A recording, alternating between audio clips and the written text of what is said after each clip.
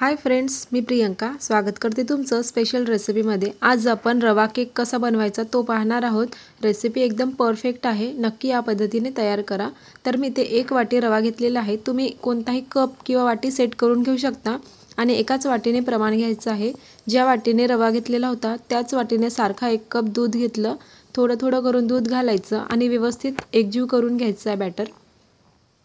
तर इथे संपूर्ण 1 वाटी दूध घातलेलं आहे मी आणि संपूर्ण 1 वाटी दूध घालून व्यवस्थित असं मिक्स करून घ्यायचं आणि तयार झालेलं बॅटर 15 ते 20 मिनिटांसाठी रेस्ट करण्यासाठी साइडला ठेवायचं आहे। तर इथे 15 मिनिटे झालेली आहेत। बॅटर छान असं रवा फुललेला आहे। आता हा सर्व तयार झालेला बॅटर मिक्सरच्या जारमध्ये घालायचं। तुम्ही इथे बारीक किंवा जाड कोणत्याही प्रकारचा रवा घेतला तरीही चालेल, कारण आपण इथे मिक्सर जारमध्ये बारीक करून घेणार आहोत त्यामुळे। आता इथे 1 चमचा खाण्याचं तेल वापरायचं। तेलामुळे खूप छान सॉफ्ट केक तयार होतो। 2 चमचे कस्टर्ड पावडर घातलेला आहे मी इथे। तुमच्याकडे जर कस्टर्ड पावडर नसेल तर स्किप केला तरीही चालेल। अर्धा वाटी साखर घालायची आहे। साखर तुम्ही इथे कमी किंवा जास्त करू शकता। मी इथे अर्धा वाटी साखर वापरलेली आहे। सोबतच अर्धा चमचा व्हॅनिला इसेन्स, याऐवजी तुम्ही इलायची वापरली तरीही चालेल। आता इथे 1 चमचा बेकिंग पावडर आणि अर्धा चमचा बेकिंग सोडा घालायचा आहे सारख्या चमच्याच्या सहाय्याने। जर तुमच्याकडे दोन्ही नसतील तर 1 सॅचेस इनो वापरला तरीही चालेल। आता इथे पेस्ट तयार करत असताना काहीही दुधाचा वापर करायचा नाही। आपण जे वापरलेले जिन्नस होते त्यामध्येच एकदम फाईन पेस्ट तयार झाली। आता हा मिक्सरचा जार 2 मिनिट साईडला ठेवायचं। आता इथे केक टिन घेतलेला आहे। तुमच्याकडे कुकरचा डबा असेल तो सुद्धा घेऊ शकता। आता सर्व साईडने एकसारखं तेलाने ग्रीस करून घ्यायचं आहे। तेलाने ग्रीस झाल्यानंतर पिठाने कोटिंग करून घ्यायचं। तर मी ते गव्हाचं पीठ घेतलं, सर्व साईडने कोट करून घ्यायचं आहे आणि एक्सेस जो पीठ आहे तो साईडला काढून ठेवायचं। इथे केक टिन एकदम रेडी झालेले आहे केक तयार करण्यासाठी। आता इथे थोडेसे ड्रायफ्रूट्स वापरलेले आहेत। मी इथे काजू आणि बदामाचे मोठे मोठे तुकडे करून घेतले। जर तुमच्याकडे हे नसतील तर टुटी फ्रुटी सुद्धा वापरू शकता किंवा काही न वापरता सुद्धा केक तयार करून घेऊ शकता।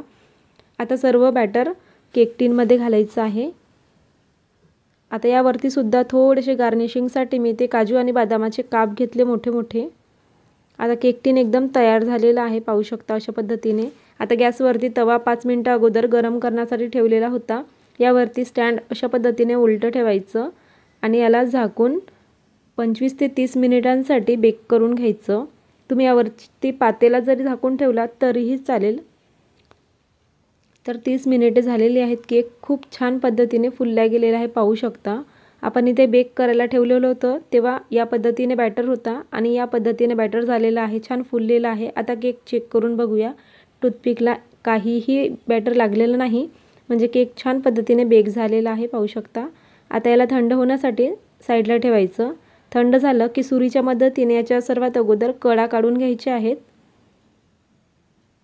छान पद्धतीने तेलाने ग्रीस आणि पिठाने कोटिंग केल्यामुळे काहीही चिकटलेलं नाही, पाहू शकता। अशा पद्धतीने केक आपण डिमोल्ड करून घेऊया। खूप छान फ्लफी झालेला आहे केक, छान स्पॉन्जी झालेला आहे। आता केक आपण कट करून बघूया की आतमधून टेक्स्चर कशा पद्धतीने झालेलं आहे ते।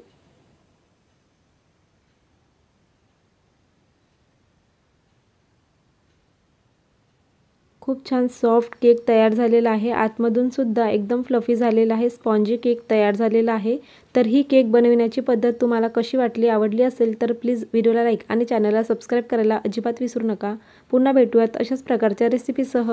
खूप खूप धन्यवाद।